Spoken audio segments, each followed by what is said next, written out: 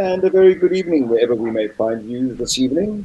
If you're out with friends or you are sitting somewhere comfortably or you've had a bad day, which I'm assuming you would have had after that football game, which we'll talk about in a minute, we'd like to welcome you to the Gunners Town Pub.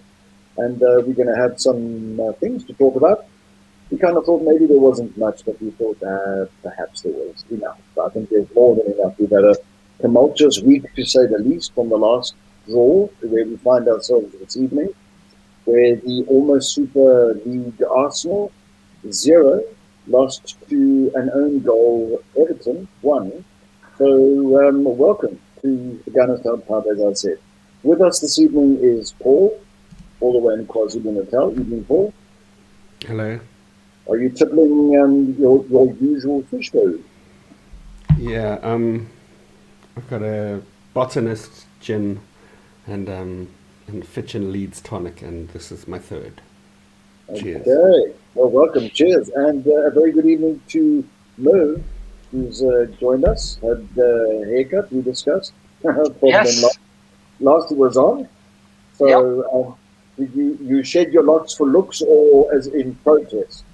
No, I've kind of, I think, in protest, yes. I've had enough.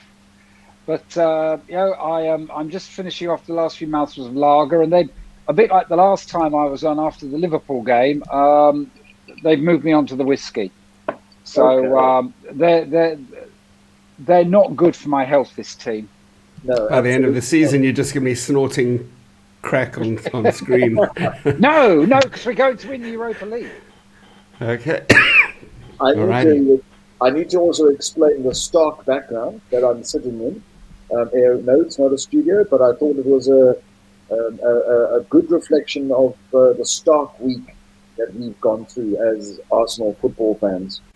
Everything from the draw, and we were still mulling that over. It wasn't a particularly good away game, as we know. And then the news breaks of the Super League, which of course has led to the protests that held outside the Emirates this evening. I see on Twitter people talking about 2,000 people, but in my view, the amount of people that I saw in the pictures easily could have filled the clock end or any of the stadium, as it were. Anyway, Paul, what did you make of, let's start with the football game. Let's get that out the way, because I think the football game ended up reflecting, I would take, as a hot take from my side, the week. What would your hot take be? God. My hot take was that I went into this game thinking, well, we've had, like you said, a pretty up and down week. All the Super League crap, and then the fans' reaction was awesome. All of that, I thought, no, I'm just going to relax and let this game unfold and not get too caught up in anything, because I think if football was fucked before this week, I think it's even more fucked now. But I couldn't help it. I got involved, and once again, I just kind of got disappointed. I was disappointed watching this team fart around, trying their hardest to do something and not ever quite achieving. My hot take was that we're just kind of difficult to watch right now, I think. And it's painful, right? I mean, the expectations are always there, and you almost even start on a blank slate, as it were, with every game, and then the disappointment still kicks in afterwards. Yeah, like Paul Moore just said on screen there, we haven't got a clue, That was my hot take. I'm sure we'll get into details later, but I feel like we're just useless right now. Similar sentiments, or?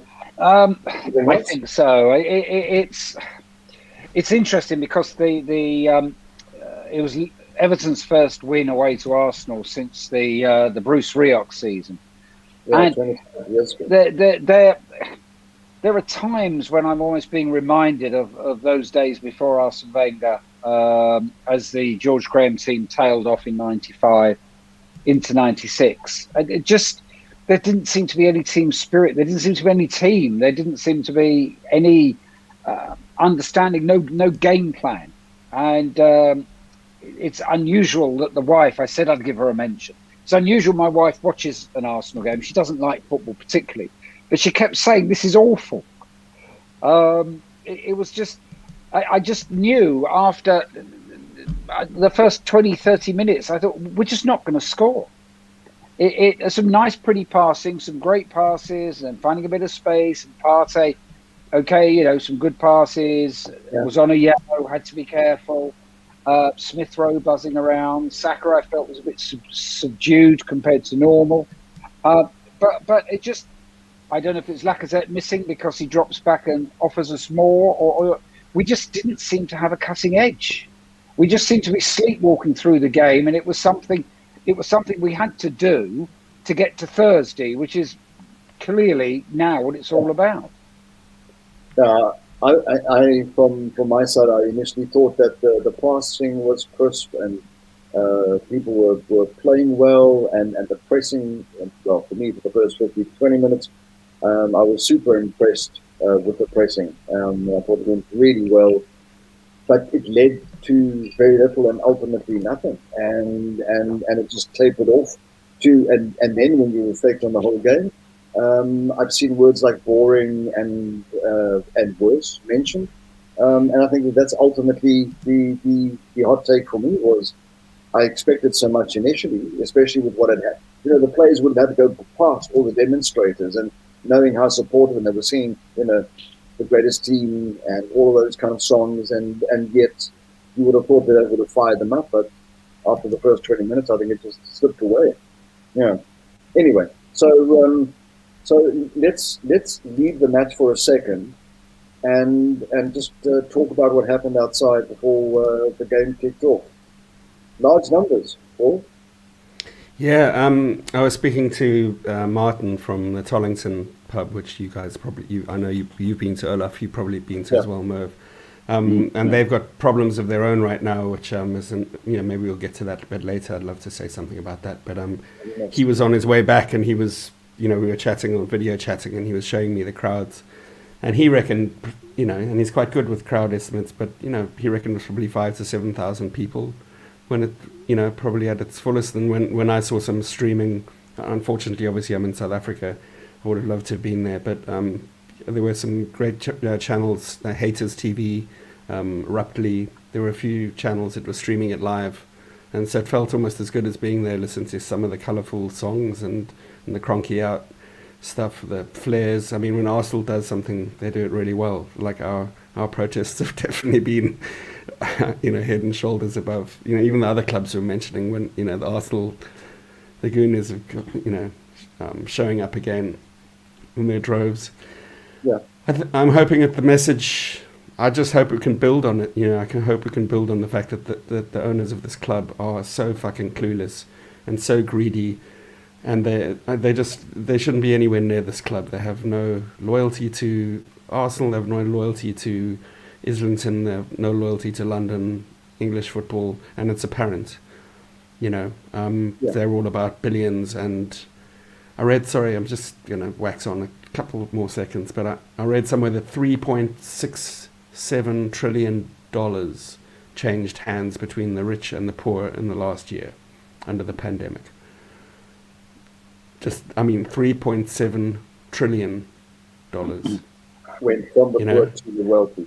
Yeah, so the wealthy, that's how much the gains Jeff Bezos and Elon Musk and all these guys made over the period, and probably Stan Kroenke and his Walton, his Walmart and clan, and the rest of us just got poorer and poorer. And it's for them to do what they've tried to do now it's shocking. Exemplified, by the way, this evening with mentioning Mac McLaren with a comment on Sabre Tollington.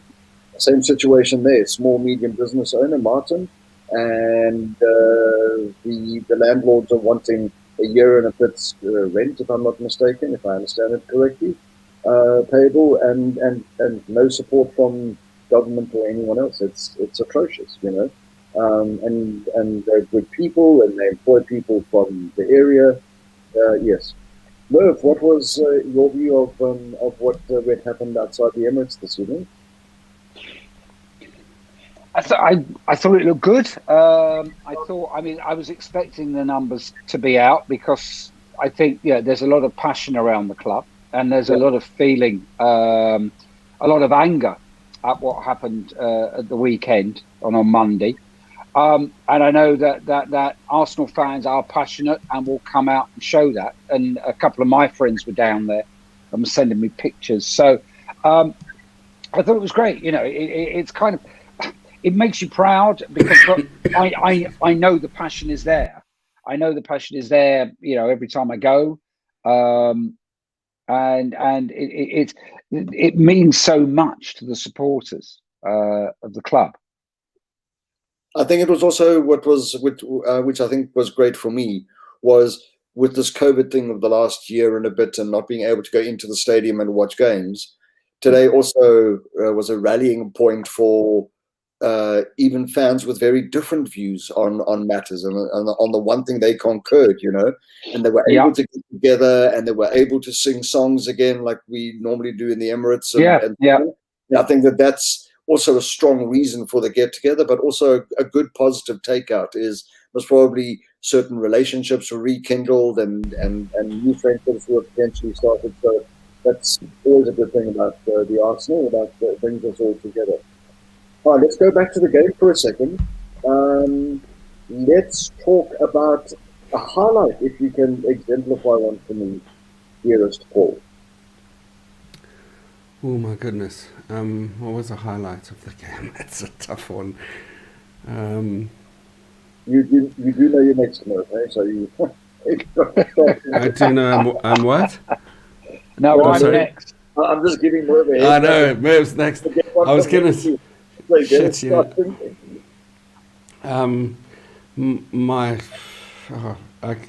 can't think of a highlight, to be honest. Okay, no, I like the sound of the helicopters in the background. Oh, and the fireworks and the gunfire and the fireworks. Oh my god! Yeah. That's it's the kind of sounds normally in Hollywood movies. It sounds like a huge gun battle was going off outside. I'll take that as my first half highlight. No, you have one, or you're going to go pass. I mean, early on, I thought Pepe looked lively. I thought I certainly, after about 15, 20 minutes, wasn't expecting the outcome. I thought we would score and probably get another one. Everton didn't look to have a lot of ambition, and I like the fact that we had Smith Rowe, Saka. There were short, crisp passes moving quite quickly. Everybody seemed quite settled. It seemed a little bit like they were going through the motions because Thursday's the big one and nobody particularly wants to get injured. But I don't know. It's almost impossible to have a highlight. I thought Eddie Nketiah was showing for things. He doesn't give us what Lacazette gives us in terms of coming back, in terms of pressing. He's not such a physical presence, but he was looking lively. The Everton defenders were aware he was around and buzzing, but there seemed no cutting edge. I mean, I was after about half hour. I thought this has got 0-0 draw on it, and I think it's very difficult after a performance like that to say what is the highlight. Yeah, absolutely. Because had the penalty, had VAR not intervened on a fingernail or whatever, and we scored that penalty, we'd have probably wrapped it up at 2-0 and we'd have said, you know what, it wasn't great, but it was comfortable. And, it's how many games running have we had this with VAR? It was the Saka's toenail was offside on Sunday, and it's just, it's beginning to go beyond a joke. And I know a lot of people have pointed out that for the Richarlison one, they were drawing things at an angle that they weren't drawing for the Pepe one and stuff. So I mean, it's kind of it is very frustrating for fans, and I think that funny enough, I was out last night with a Chelsea mate, and we were kind of both agreeing that the VAR as it is being implemented at the moment is just it's so frustrating. In particular, in the Premier League. I mean, I've said this a few times. It's not like this when applied in the Bundesliga or in La Liga, for example. Before VAR, we would have got a penalty, and Pepe hopefully would have scored it, nobody from the Everton side would have said we were robbed. That wasn't a penalty. He was offside. Even in slow motion, it didn't look. And they had to go back 15 seconds before Correct. the penalty interview to do that. I mean, there were so many phases of play, and they were back on. That's the whole thing. Is that it seems like VAR. If they can't, fuck it up in the actual incident that's under trial, they will keep going back as far as they possibly can until they can fuck it up. You know what I mean? Yeah. It's in rugby you say, please will you check that incident, and then the ref might say, and if that doesn't work, then just check for a forward pass 10 meters before that, or whatever it is, and they'll do that. They don't then go back to the 25-yard dropout 3 minutes ago and say he crossed the line with the ball and therefore it was a foul kick, and you know what I mean? It's like this VR. We do need to say though that if the Ceballos tackle, which was the penalty, if it were against us, we would be having a discussion right now about it being a low light, because it would have been incredibly soft to have been against us. Absolutely, and that's why I didn't include it in the highlight, because I thought it was a dive of note, and I hate it when any team's players dive. When ours dive, I hate it as much as when other teams play, because it's really ruining the game, and the fact that can even be a penalty. It's not a goal-scoring opportunity in the box. It's not, you know what I mean? It's like, how is that worth that kind of punishment? Give an indirect free kick. At the worst, it was a soft foul. Like these penalties being handed out for players diving nowhere near the ball, dragging feet behind so that goalkeepers can clip their laces with their gloves, and getting a penalty kick, which is almost a certain goal. The game's fucked. It's fucked. Yeah, it's also it's pathetic when you start doing it on millimeters, and it's like a shoelace or a toenail or a seam of the shirt, or that is, under no circumstances would a linesman have been able to make that as a differentiator for onside or offside, and all likely would have given it as on. That is generally the rule of it. So it becomes incredibly frustrating when they zoom in, and then it is what it is. So, technically, technically, you put the low light card up, because I'll put the low light card. The game was VAR was the low light for the evening. Just it was safe. Because, and I've said this over and over, so I'll say it one more time. But technically, at the fact that those cameras are at 100 frames a second means that what they're talking about as an offside is within the margin of error of that fucking technology that they're using. Pepe could have moved anywhere between here and there. If you shuttle between those frames, there's no way. Like at the frame when the ball is still in contact with the foot, and the frame when the ball has left the foot, if you jog shuttled at the same time, Pepe moving across this other guy, you'd find that there's a gap about this big between frames, and they've just picked a frame that happens to be. It's just wrong. It's wrong on so many levels. It's like an affront to our intelligence. It's an affront to our enjoyment of the game. You can't celebrate a goal anymore. There's just no way you can do it. Thank you for joining us on the Gunners Town Pub. By the way, if you want to have comments, please do post them so we can read them up for you.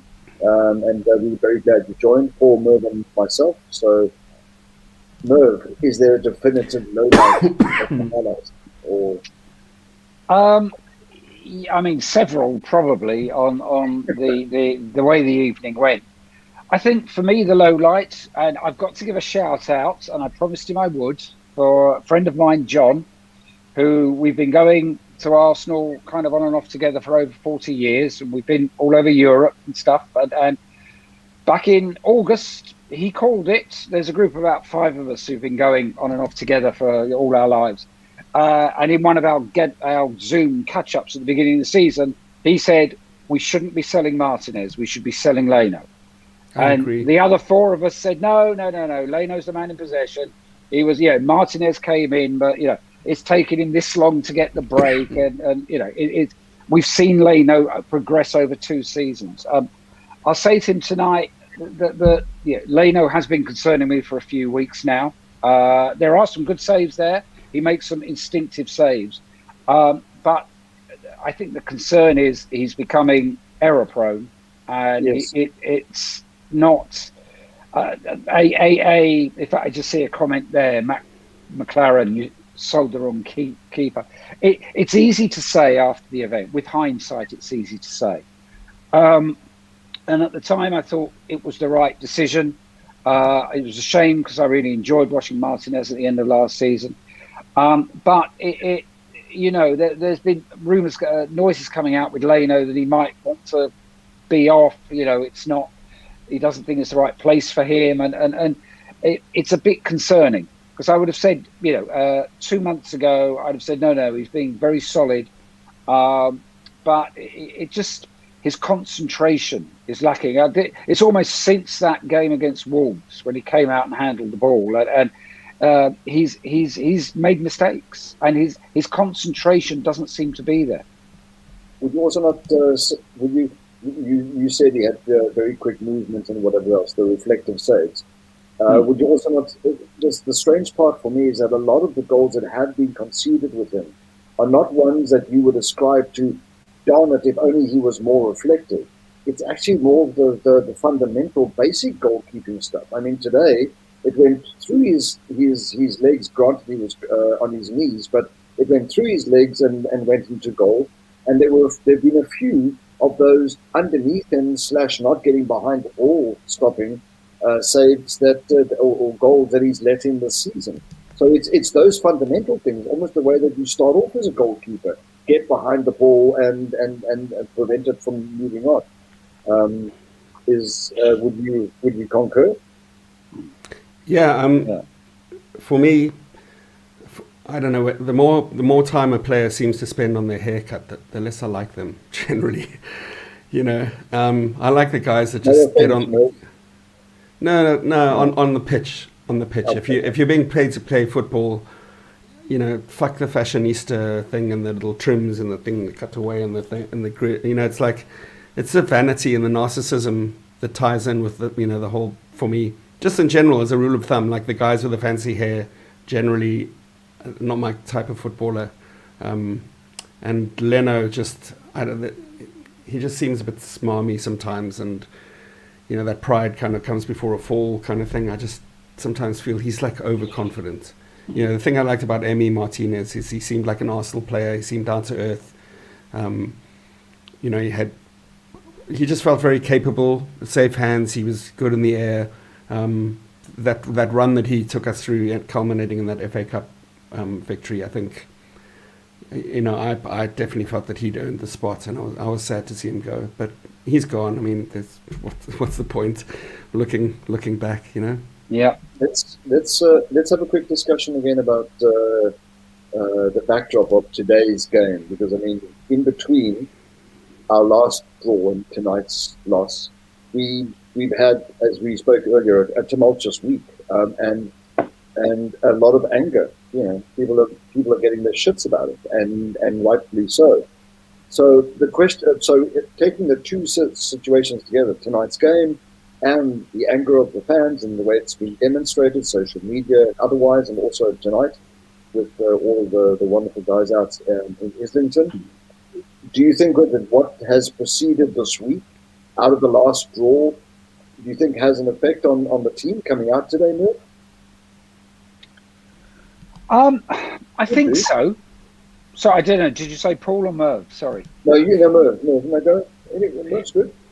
Okay. Sorry. I heard Merv too. Oh, okay. Yeah, I think that I see one of the comments is asking where our passion is. We should be swearing. We fucking should be. I'm swearing a lot. Don't worry. I've got some cunty swear words up ahead.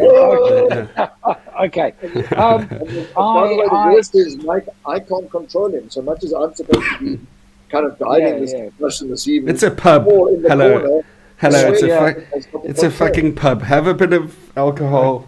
That'll loosen your tongues. I think it does have an impact on the players. I mean, they're well aware. They're well aware of the backlash. They're kind of in the middle. I'm not sure to what extent any players were consulted. But then maybe they were. I mean, I don't know. I don't think I any. don't think I anybody would. knows. I mean, what I would say, when I heard the news on Sunday night, was it Sunday night or Monday night? Sunday night. Sunday night. Yeah. Sunday. I wasn't initially. I wasn't shocked because many years ago when the European Cup became the Champions League, I remember having a discussion with some friends in the pub after a game, and I said that this is to me the forerunner of some kind of European midweek league. This whole concept of having mini leagues, and if you finish third, you're still in a competition, just a lesser one, and it was kind of the big club's way of saying, look, we don't want to run the risk of getting knocked out in a home and away tie in the second round by Galatasaray or somebody. We want to have our 10, 12, 14 games. And so I thought there'd be at some stage in my lifetime, I thought there would be some kind of, as I said, European midweek league. I didn't know how it would be structured. And so when I heard the announcement, I thought, oh, this is what I was thinking. Then when I suddenly realized, no, this was something different. We were leaving our leagues, and this was going to be the competition. I thought, what are they? Who thought this was a great idea? When I first heard it, I thought it was a way of saying we don't want to be in the Champions League anymore because it's whatever, and we only want to play with these, and then we make our own league, and that is it. But I always, initially, when I always I saw us staying in the Premier League, but just not play. But instead of playing Champions League, we were playing this as the European kind of football with the money behind it, and and all of these famous teams, and so on. And you, Paul? No, I always knew that, since We Care Do You movement started a couple of years ago, and, with Tim Payton and the AST talking about, warning about this. Basically, I think since Kroenke bought the team, I think he's always had an eye on being part of a league which is much more like the American ones where, it's the same teams play each other. There's no relegation, promotion. They share players, they inject money. They try and keep it even. The worst team gets a first pick of the new players and stuff. So they've got their own little ways of keeping it interesting. Sorry, the draft system, the whole American thing. It's one thing that I've just never been able to wrap my head around. Well, it's because they've got that closed system. So like you can't. They like to have a little bit of this semblance of competition. And it's all about appearances, and most of American sports, it's just about the appearance of something, there is a big difference in that the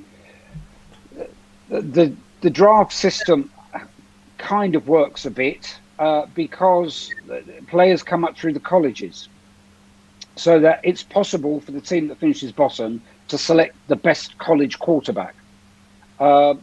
It doesn't work here because we don't have a college system. The players come through the academies, and the academies are owned by the clubs. So in an American-style league, we could finish bottom and say, right, we're taking Martin Odegaard as our first pick. But Martin Odegaard is owned by Real Madrid. Right, and they've invested in him. They've invested in him since, like us with Saka and stuff. The American system in that respect couldn't work. Yeah, you won't be able to level up like that. One of the things that this whole week and the fans' voices, and then everybody pulling out, and the intransigent initially to kind of get out. The one thing of having the owner out for all the reasons that are absolutely right. But at the moment, there's going to be on Sunday's game, Man United are going to be doing the same with the Glazers. Liverpool fans going to be doing the same for Fenway. And then there's a big game, I think, later or somewhere in May, 12th of May, or I don't know, I read it briefly somewhere, with the two of them were going to be playing each other. The fans were going to do a united thing. But my concern is that it's a circle at the moment. So you've got indignant and enraged fans, and rightfully so, no disputing that, making a noise about the owners and telling the owners to get out. The owners are all invested with money, and they're not going to be going anywhere soon because who's going to buy it anyway? Because that's, when clubs are valued at, we're talking Liverpool, Man United, and Arsenal, each over £2 billion easily worth on paper, and that's not even a selling price. So they're not going to be sold soon. So the fans are going to continue to be indignant because they still don't want the owners, but the owners are still staying. Yep. Yeah, but I think that's where this is. Sorry to interrupt, Olaf, but I think that's where this time it's different. I think these guys really shot their bolt. They thought that they had everything covered. It's typical billionaire hubris, ignoring everything else. They don't take advice. They're Real Madrid and Barcelona, huge debt. They wanted to control all this stuff, and they thought that they had all their ducks in a row.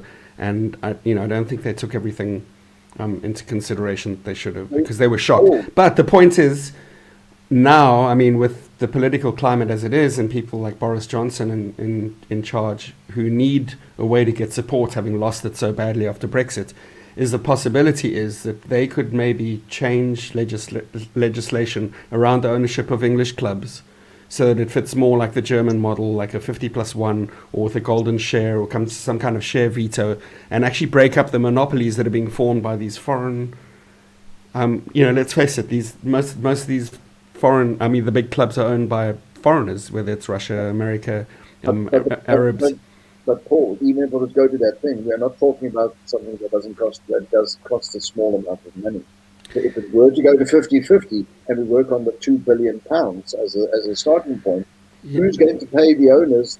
Who's going to pay them their £1 billion value? Olaf, when Kroenke bought it, he bought it with other people's money anyway. You just got to get a bank that bankrolls it, and you know that it's an operating business that has a certain guaranteed income. I think once the pandemic comes up, you know what the running costs are, you know what the profits are. I think you can get a loan. Somebody can pay it off. That's what the Kroenkes did. They didn't even put their own money into it. They just put another bank, the bank loaned it, and knew that they could make the payments. And then the value of the club went up, doubled, That's the way it works. But the point is, I think that they need to break up the fact that these single people are buying. Clubs are not the same as buying like a property. Arsenal isn't the stadium. It's not, it's not the physical bricks and mortar. It's the people that have trod those hallways and sat in the stands and cheered and for hundreds of years, 135 years or whatever it is. That's what the club is. It's the heart and soul of the club is the fans. And Kroenke can own the brand and the little plastic logo and the great stadium and all of that other stuff. But he doesn't own the club. Clubs are different. I think football clubs are different. And different to other sports as well. Why no, I think, in some ways, football is it's the sport of the people. It's about cultures and about cities, and and football clubs have united, cities during the worst possible times of depression and fucking Thatcher in the 80s and all that kind of stuff. There was football for the working man in England to get behind, other than his football club, and it was a place that you could go and you could forget, that your life sucked, and it was grey and shitty, and you were on the dole, and like your football club united you. And that's not you. How do you buy and sell that and then try and translocate it or, package it and move it somewhere else? I could see Stan with his new stadium in LA whisking Arsenal off there to play the Barcelona Real Madrid for the summer months, and that built up Arsenal and made it what it is. Be sitting in Islington watching it on TV, if they're lucky. And that's just fucking wrong. It's not, it's wrong. And somebody needs to stop it, and if the people have to elect the right government that can stop it, then that needs to happen, Okay. Combining tonight's game with the Kroenke's out scenario, Merv Usmanov, do you think he now is part of Everton? Was there, he had his own particular dark history and whatever else, but would that have been preferable with all of the rhetoric he came out with while he was holding some shares and whatever? Would that have been part of the solution? Or is it Everton's game now? I don't know. I think he's tied up with Everton. I think that think that ship has sailed, to use a cliche. I don't know. I don't know. You can't. I don't know how you can force the Kroenkes to sell their interests. I mean, they as most fans and most people watching this will be aware, they brought into an NFL team and moved them about hundreds of miles away. Took them out of St. Louis and moved them to Los Angeles because they could make more money there. They didn't care. And I mean, I know people. I have a number of American contacts because of the work I do. And I know, half a dozen live in St. Louis, and it's like that. We used to have an NFL team. We don't anymore. It just moved. So we don't. They can't do that here. I mean, if they wanted to, we're already in London. They're not going to move it anywhere else. But I don't know how you can force somebody to sell. It's I don't know how you would change the laws to do that. Well, I don't know. In some ways, there might be a property, like an oceanfront property that has stood for a long time and traditionally been part of a community, and then some foreign investor comes in and wants to tear down like a little pub or a little museum or the house that that John Lennon lived in and build a fucking like a condo or high rise or something. The government steps in and will say this property is part of the culture, and it's become a protected site. It's a national monument. It's more important to have this existing in the situation that it is than joining, becoming like a little brick in the wall of like global capitalism, And if you think along those lines, I think the football club is something that is specifically an English. Arsenal, it belongs to England, it belongs to London, it belongs to that culture, it belongs to, and even London is divided up into so many clubs and different identities and cultures related around them. They're so unique, for clubs that are a couple of miles apart, they've each got an identity that has been rooted in hundreds of, in decades and decades of people building that up. And I think the government can protect it from foreign attack, and in the sense it needs to be treated like a national monument. It needs to be given exceptional treatment. Then should it not be like that with all football clubs around the world? That's like saying all lives matter. I can't argue all of them at the moment. Our clubs matter, and those 6 clubs matter, and I'm happy to argue those. I don't think I really want to broaden it to. Well, then, if that, then all lives. It seems like an all lives matter thing for me. My point is that clubs being owned by the fans and in the vicinity of that they live on the 51% 49 model, because a lot of these very same owners, you can take Manchester City, they own a team in New York, for example, they own a team in Australia, if I'm not mistaken, they own a team in India now, and I think they own another one in Vietnam, for example. But what I'm saying is that it's if you're going to talk about fan ownership at 51%, and that's absolutely fair, and that's the German model anyway. So be it Dortmund or Bayern München, although they've got Adidas, Bayern München as a sponsor, and Audi, but they've only each got about 10% share. The point that I'm trying to make is that it's a worldwide thing, because it's a battle right now that we're facing over here in England. But who's to say that Atletico Madrid don't want to have that battle, or Juventus, for example, and AC Milan, which, by the way, is another one of those American-owned clubs within this Super 12, by the way. And that's problematic in itself, because they're actually stripped assets all of their life, and that's their business model. Anyway, back to that, all I was saying was that it then should be for all clubs worldwide. Well, there's 6 clubs in England that are involved in this thing, Olaf, and basically the response has been most passionate by the English people because of exactly what I'm talking about, is the fact that there's this cultural identity, and there's these clubs are institutions that belong to the culture, this English culture, and they're the ones clamoring against it in this moment, there are 12 clubs, but I don't see the same protests happening. There was some in Italy, there was some graffiti. Nothing in Spain along the lines of what we have. This is a very English. It's a very English matter because the game was born here and it's been rooted in these communities for such a long time that it's a national identity issue. And it's particularly in England. I mean, I'm not saying they're not passionate fans overseas, but these 6 clubs ripped out of the pyramid that has existed over these, like a century and a quarter, would pull the whole thing apart. It's as offensive to the people left behind as the ones that were going to go. And you've lived this from a young age, haven't you, Morgan? You've lived this from a very young age, is what I'm saying. In the community and supporting the club and growing up with it, and part of your DNA. Yeah, my dad first took me when I was 3, and it's quite poignant for me because it's the 50 year of the 70-71 double, and the first season that he took me to every home game was 70-71.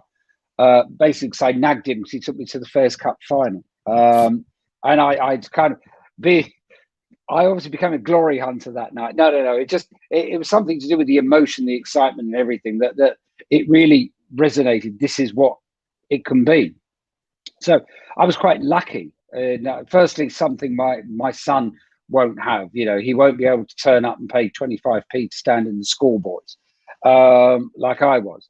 But yeah, I mean, it is very much part of my life, and it consumes most of my waking thoughts. Even not during the season. So yes. It's kind of I mean, to give that up, and I mean the thought of I suppose being in this kind of European Super League where we would have probably been in the bottom 3 or 4 year in year out. It didn't really, it wasn't something that I would have embraced. But I love Arsenal, so I probably would have stuck with it, but very worried about people behind me who were young and growing up. How would they be able to get into it? It's not what I would have wanted. This is what we've got is what I want. Mind you, I don't want a team that plays like they played tonight either. But we have to take the rough with the smooth. Do you think the protests are going to continue for a while, Mo? Yeah, I think so. I hope they do, Olaf, because if you look at all of the apologies or the statements that the clubs released, in the light of this, inflagration that they caused, inflagration, I don't know what. The apologies weren't really the apologies were more like, we're sorry we did it now. We should have done better PR, and maybe the timing was wrong. But they never said, you're right, we're not going to ever do it again. They basically said we kind of fucked up the timing of it. We're sorry about that. Absolutely. And the first thing Josh Kroenke said at the fans forum last night is, we have no intention to sell. Even with Akil VS basically saying, you're a fucking idiot, you're clueless, you don't know what English football is about. It's football, it's not soccer. Fuck off. Go buy something else. Go buy, you've got billions. Go buy whatever you fucking like. Just lay off our team. It's, interesting. Go for it. Sorry, Merv. No, I was about to say, we've had a comment coming in the last couple of minutes from Trevor Doyle. Yes, I want to talk about that. This question is, if we don't win the Europa Cup and finish in 9th or 10th place, should Arteta stay or go? I think what I wanted to leverage that by saying, I think that the protest will continue, and should we lose on Thursday night, God forbid, or should we lose over the 2 legs, and therefore we have these final 3 or 4 league games in 10th position, but no chance of Europe next season. I think they will intensify, mixed in with anger about the ESL, anger about the Kroenkes, and anger about the state of the team. Yes. And I think there is a very real danger that all might get mixed up. I can't believe that the Kroenkes would replace Arteta at this stage.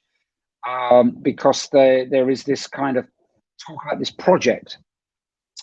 But yeah, I mean, it is, the reality. The backdrop is the ESL and the fallout, the protests that will continue. The reality at the moment is that should we lose over 2 legs to Villarreal, we're really in no man's land. We could get Emery back. We're at best a mid-table side. We won't be able to attract top players. With no European football, we probably will have to sell players like, I suppose, Aubameyang, Lacazette. And it could be a long haul back.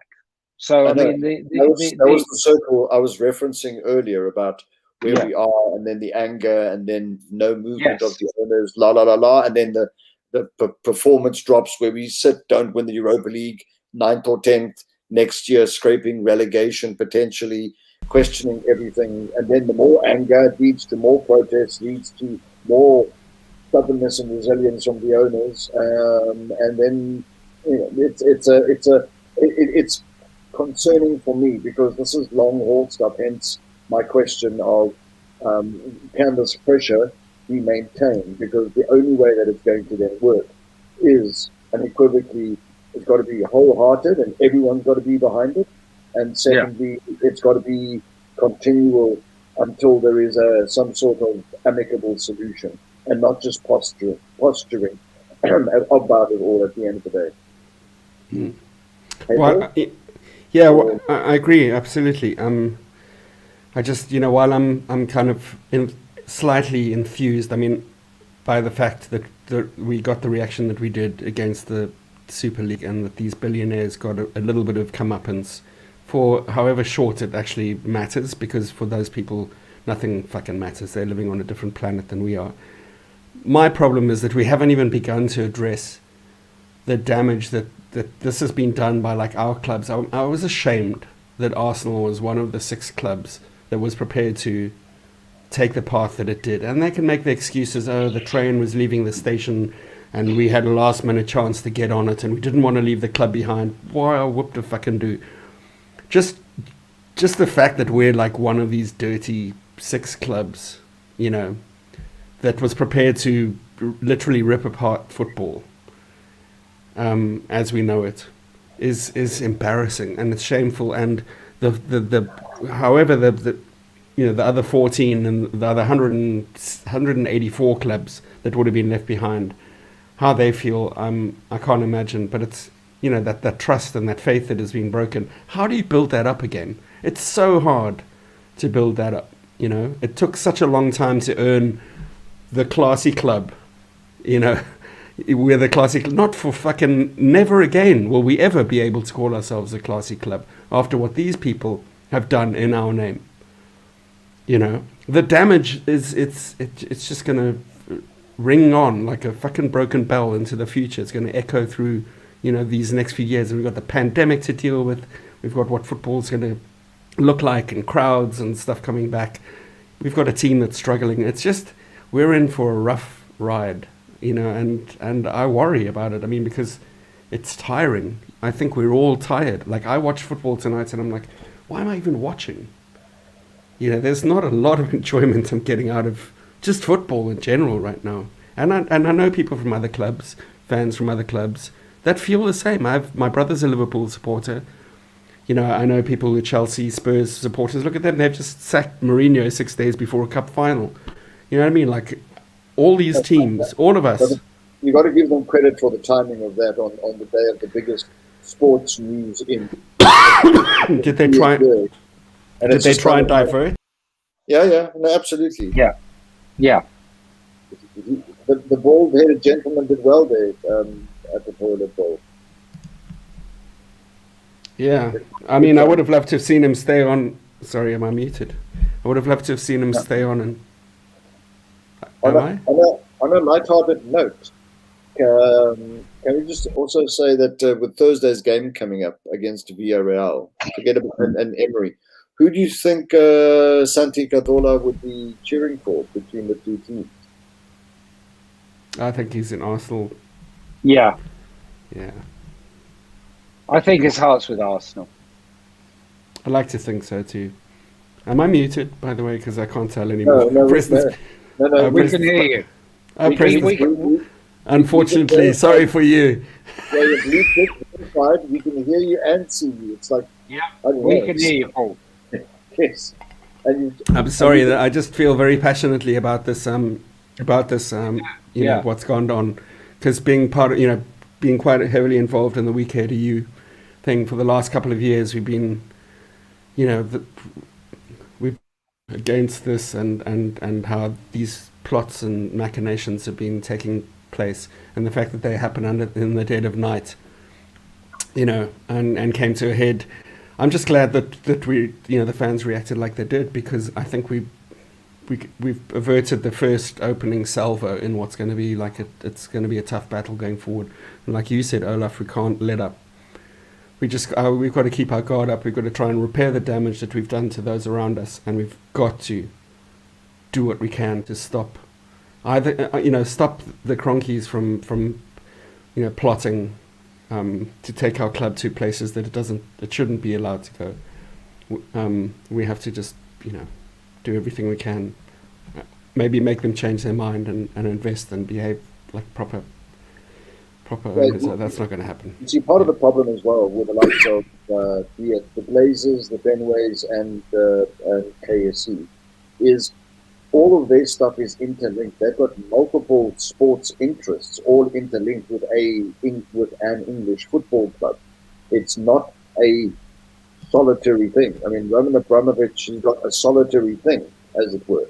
I think it's Enoch and whatever else who also happen to be American, and Levy with his shares, but it's a solitary thing. It is them down the road, and what happens when they've got multiple sports interlinked, and that is a holding, and how the one backs up the other, be it on a balance sheet or however else, that also makes the uncoupling, once it does become coupled in, it's like a holding company. Let's take Volkswagen. You have a problem with Volkswagen, but you don't really, because it has the Volkswagen brand. It has Audi, for example, and Seat and Skoda and Lamborghini and Bentley, for example. So that's also part of the issue with these kind of groups. So that's why I think I saw somewhere where maybe we as sports fans, as Arsenal fans, should be integrating with the fans of some of the other KSE-owned clubs and forming a kind of a partnership of making the Kroenkes accountable, but on multiple levels at the same time, and multiple sports that they invested in.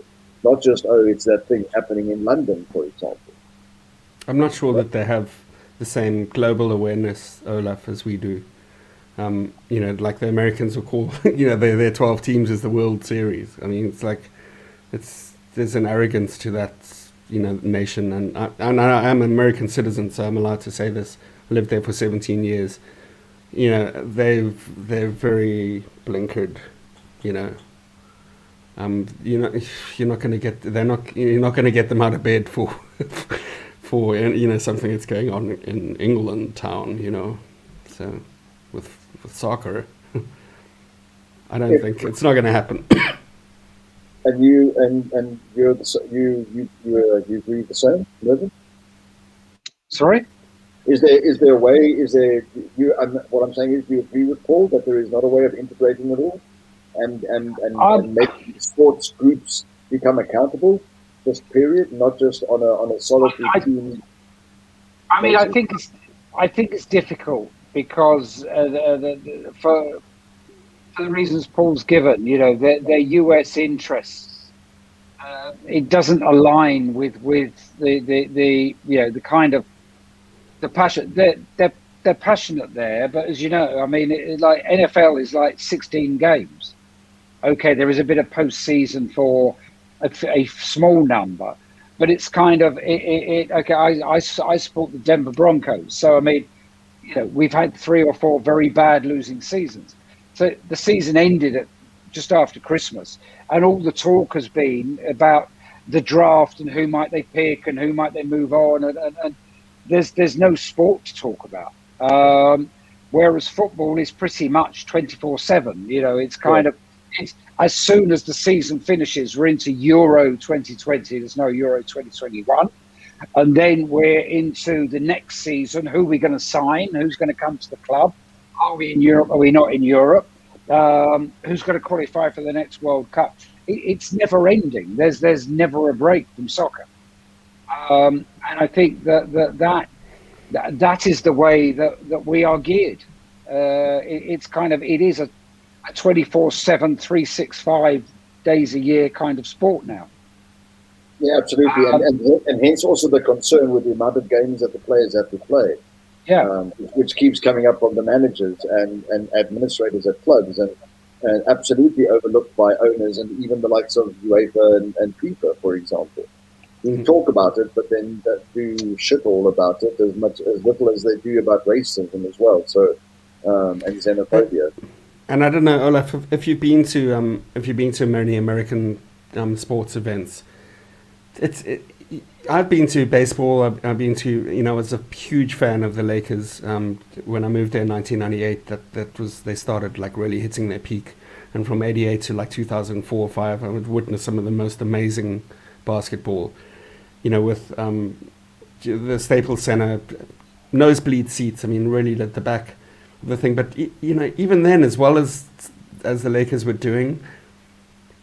It's especially, I mean, more so with baseball. I'm going to stick with baseball because it was more like a day out, have a hot dog, sing a couple of songs, at the halfway through, tradition, and the kids are there, and it's not tribal. It's not, like when you watch like Stoke on a Tuesday on a rainy night, or you watch any of the first division or second division teams. I mean, you look at passionate fans like supporting somebody who's 45th in the FA rung, playing against somebody who's 67th, as if it was life and death. I mean, there's a sense of investment in the actual sport that you're there on the pitch with those players. You don't get that in the States. It's like there's celebrities posing, there's popcorn and peanuts, people walking around, and people listening on the radio. They get up and they go and have a coffee and a beer and come back and, oh, we lost, oh shit. It's like, it's not the same. It's just not the fucking same. And also really the romanticism of football evolved, when we were younger, and the whole week led up to the Saturday or Sunday kickoff, as an example. And then that was it. And then the next week was made up of first reminiscing of what happened and where did it go wrong or how awesome was this. But okay, here we go. We're playing XYZ again on Saturday, and what's going to happen there, and what were the injuries. And then and that is how it becomes so ingrained, whereas it's in a lot of other sports, it's not quite like that. And also nowadays, with the amount of games that the guys play, it is the reason why you can be so nitpicky, because you can say you were shit 2 days ago, but today you were great again. And now can we go for that the consistency word as an example, or or can we step it up a level is the discussion. But it's like every couple of days, So but part of that, the whole ingraining of football in the British culture is made up from the way that it always led up to every weekend and a game, and then it was a dad and a son thing sometimes, or dad would go to club A and son would go to club B, and then there would have family feuds over it. Yeah. I mean, when I was talking about my first full season, 70-71. Games were just played on a Saturday. There was the occasional midweek game. But unless you were one of the two games on Match of the Day, or you were selected by the big match for your region, so there was a London game they showed the highlights of, if you weren't one of those three games, you never saw the goals. Yes. So it's, I mean, it has become a 24/7, 7 days a week, 365 days a year sport. And there are very few other sports like that. Yeah, correct. In the middle of the cricket season, with the Ashes Test series, the back pages are full of transfer gossip. Absolutely. Yeah, that's true. But also when you see Australia, but also when Australia is playing, England in the Ashes, they don't put the English fans in like the back, quarter. Everyone's mixed up. Yeah, in yeah, all the yeah. other sports, all the opposing teams and stuff, they're all sitting next to each other. In rugby in South Africa, you've got the Sharks sitting next to the Bulls. There's no that sense of tribalism. There's something just very specifically unique about football and English football, and that it just brings out everything that's beautiful about competitive sport. Because the fans get to witness it, they get to experience it. That tribalism probably even exists nowadays. Now that you've got like journeyman players that are being bought from other countries and stuff that aren't from the region. But before, when you had players like 6 or 7 of your team were born and raised within Yeah. 6 or 7 streets of the stadium, they were as much part of your tribe as the guy standing or sitting next to you. Now it's somebody from Gabon or somebody from St. Lucia who has no ties. I mean, it's just as much as it's been watered down, we've still managed to retain that sense of tribalism and connection and identity. It's about our identity. This is identity politics, folks. What they've tried to do is steal the identity of the fans that support. But I mean, even so, okay, I'm going back to 70-71 again. Charlie George effectively came off the North Bank to score the goal that won the double. Exactly. But 4 years later, the club were going to sell him to Spurs. I mean, in the end, Derby stepped in and signed him. But I mean, it's kind of, even then, the loyalty wasn't there, effectively. Correct. Okay, we need to wrap it up a bit. So I would like to end. I think so. I would just like to ask, we've had one comment in the last couple of minutes from Sean Egan. I don't know. I don't know why Nketiah started over Martinelli. I think that earlier in the season, the belief was that Nketiah was very good at pressing and chasing down defenders. Maybe he was in the shop window to try and get a fee for him. I would have started Martinelli. I've noticed as the comments coming, there is beginning to be a little bit of a drift away from Arteta. And I don't know if we're just frustrated at the recent games and frustrated at what happened at the weekend with the ESL. But I can't believe that even if we lose to Villarreal, that they will replace him at this stage. But I think we mustn't lose sight. It's very important to show the owners what we feel. I think we mustn't lose sight of the fact we are on the field, we are drifting. And, if we don't overcome Villarreal, it's a very poor season. Yeah, I think I'd like to do a little bit of a prediction, as I said, and I think that just also in context, Arteta, for example, appointed around about the same time as Jose Mourinho down the road, and look where the two are. But what Arteta's had to go through, first of all with his COVID, then with it hitting, he came in half a season in and took over, and yes, went comparatively well and ended with the FA Cup. But then look what's happened this season, it's been and then now with the Europa Super League, it's astounding what the guy's had to endure as a coach. His first full-time coaching job in 18 months at such a tender age as well. Not that anybody else would have had better experience at it, but it is pretty remarkable, and you have to give him some kind of credit from my perspective for that, because you have to go through that. I think that a little bit of calmer water might actually is the only way to judge him. You can't judge somebody in the middle of a tsunami whether he's doing a good job, sailing a boat. So I think we also need to be a little bit fair in that perspective. Okay, prediction time. Let's start off with the game on Thursday. We've learned nothing out of tonight, I assume. Paul, do you think... Is it home or away? Sorry, I haven't been concentrating. It's away. Yes, away. It's away. At their stadium? Or was it a neutral venue? No, it's at their stadium. I think it's at the Stadio Madrigal or something. I would love to get an away goal. If we get an away goal and draw,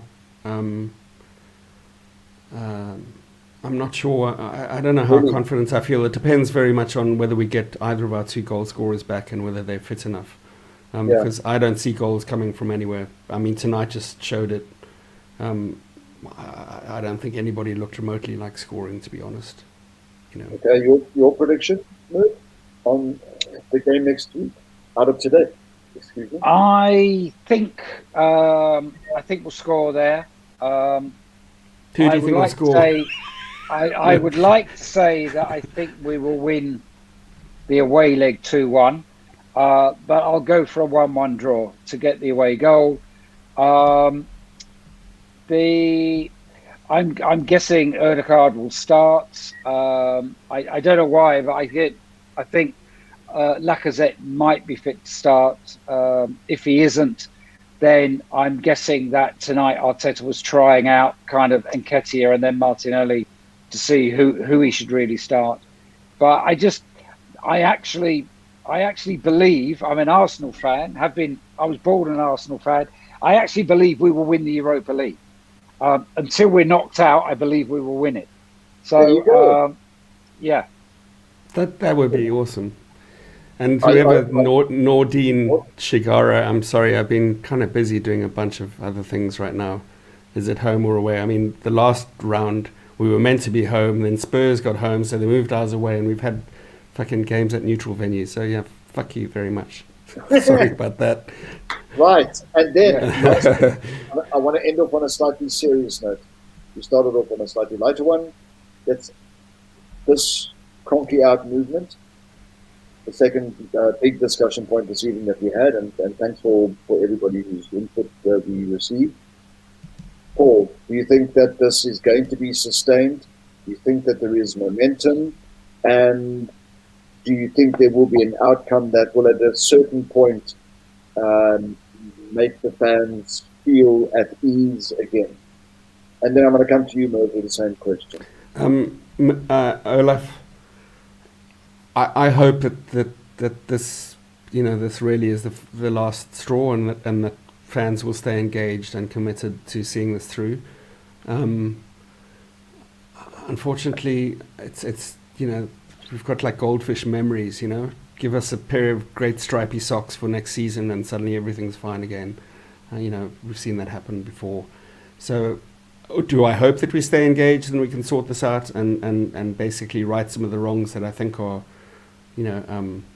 just representative of what's going on in the rest of the planet? Because it's not just football. With the rich getting richer and greed and capitalism and what it does to the planet and to society and everything. I think this is part of a bigger battle, and I would love to see people stay engaged, and I'd love to see the guys in white win at the end, but I'm afraid it's probably going to be the ones in black, who walk into the sunset, with us strung behind them in chains, singing spirituals. Mo?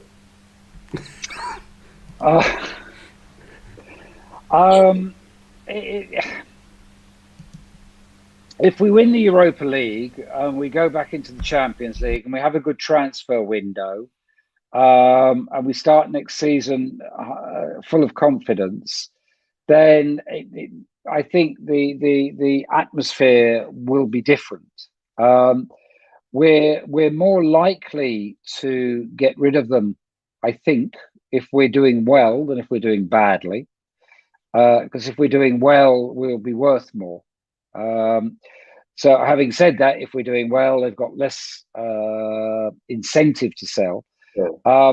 But I think in a perverse way, the best way of maybe removing the Kroenkes is actually to win the Europa League, get into the Champions League, and have a decent transfer window. We're going to end off by saying hashtag Kroenke out. I can't type in the comments section.